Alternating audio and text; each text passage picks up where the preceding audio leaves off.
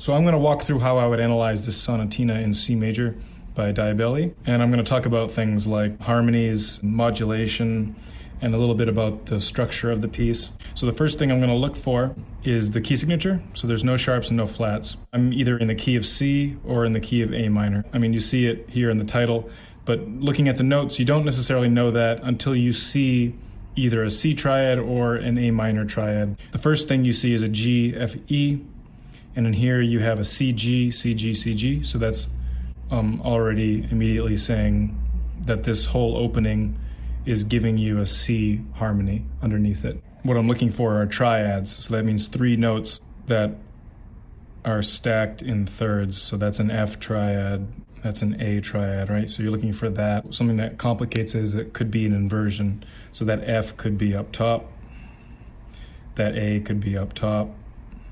For a C triad, I'm looking for C, E, G. And that's what you see here. So I know I'm in the key of C. So now if you look in the second measure, what you see is you have a B, a G, a D, and an F. And that creates what's called a G7 chord. So if you were to stack these in consecutive thirds, I could put the G down here. That's what the 7th chord would look like. And it's called a G7. It's a dominant chord, or dominant 7 chord. This is all part of G7. C, E, C, E. We can assume it's a C chord, even though there's no G. This is an A minor chord. Got A, E, C. So if you were to put the C in here, you'd have the root position of the triad. F, A, D, D. That's a D minor triad. This is an added sharp, and we're going to talk about modulation in a second.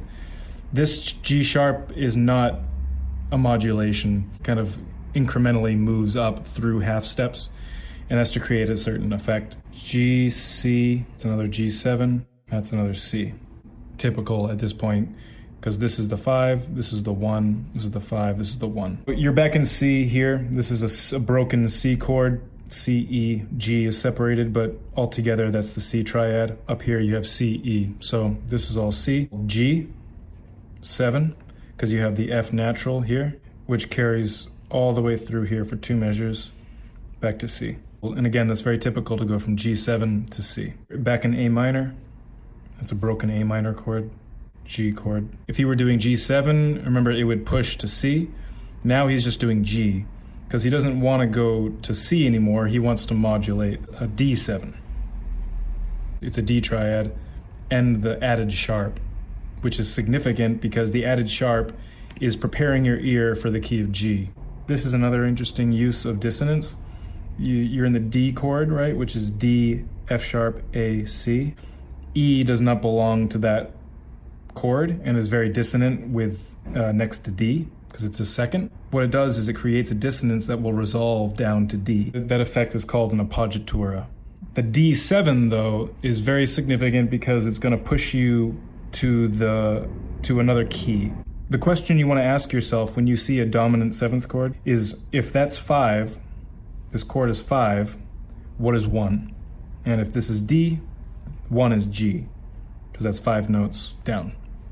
So you're in G, and you're going to stay in G, because you have F sharp still, keeping the F sharp, so he's staying in the key of G. And this is something that you have to keep in mind. The G stays through this whole, if I show you where that G is, you can call that a pedal. That G can't be included in what's happening on top of the pedal. The pedal is just something that's going to sustain through the whole passage. But on top of it, you see B, B, D. Okay, that's G. Then you have A, C, D, which is part of D7 because of the C. And here, same thing, D7, G, D7. And in classical music, it's very typical to end the first half of the piece on the 5th, which is G. So if you start in C, the 5th is G. And we can be clear now that we're not going to be in A minor.